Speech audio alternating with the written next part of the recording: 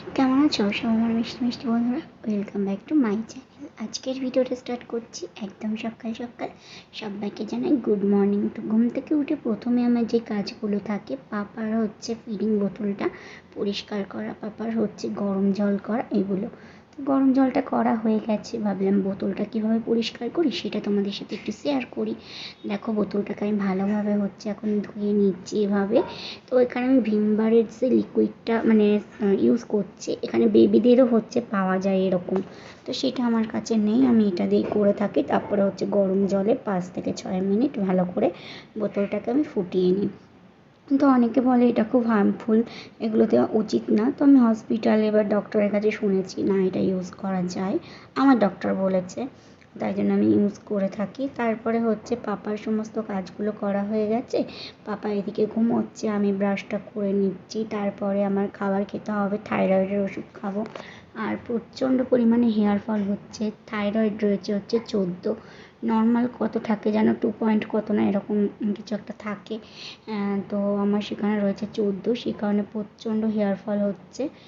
আর অতিরিক্ত ওজনও বেড়ে যাচ্ছে। ডাক্তার বলেছে ওজন কমানোর জন্য কোনো ডায়েট করতে হবে না, কারণ এমনিতে আমার অনেক প্রবলেম রয়েছে, তো দুর্বল হয়ে পড়বো সেই দিক থেকে দেখতে গেলে। আমাকে এক্সারসাইজ করতে বলেছে, 40 মিনিট করে হাঁটতে বলেছে, এই সমস্ত করে ওয়েটটা কমাতে বলেছে, তারপরে ডায়েট চার্ট দেবে। এই দেখো, তারপরে হচ্ছে এখানে আমি দুধের মধ্যে একটু ওটস দিয়ে দিয়েছি, সেটাকে বানাচ্ছি। আর পাপার বোতলটা হচ্ছে ফোটানো হয়ে গেছে, এবার বন্ধ করে দেবো গ্যাসটা। তারপরে ঠান্ডা হলে আমি এখান থেকে বার করে নেব। আর এইটা আমি একদম পরিষ্কার যে ঢপের যে কেনা জলগুলো আসে তাতে করে হচ্ছে আমি ফুটিয়ে নিই।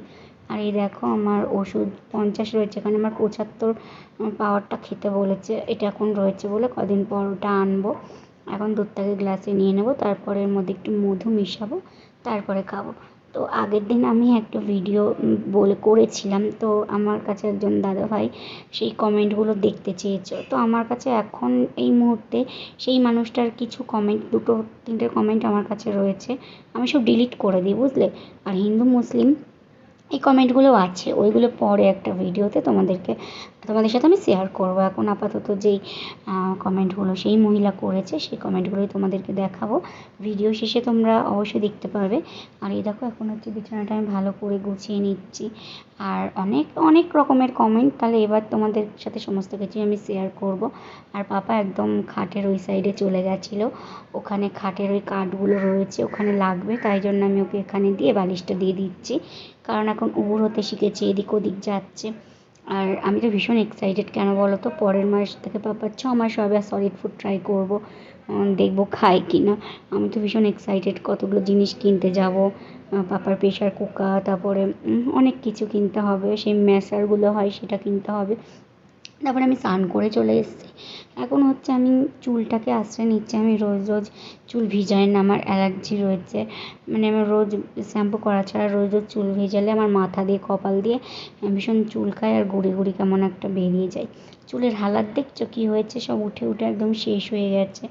থাইরয়েডের ওষুধ চলছে আর থাইরয়েড বেড়ে গেছে, তোমাদেরকে বললাম। আর এখানে পাপার ময়েশ্চারাইজার আমি ইউজ করি, এখন ওটাই নিই, আমার আলাদা করে আর কোনো কিছু কিনতে হয় না। তো অনেক কী বলো তো, অনেক রকম কমেন্ট আমি সহ্য করি, আমি না কিছু বলি না, কিন্তু যখন একদমই পেরে উঠি না তখন তোমাদের সাথে কিছু আমি শেয়ার করি। নাও নিজেরাই তোমরা একটু পড়ে নাও এই কমেন্টগুলো, দেখো তাহলে ভিডিওটাতে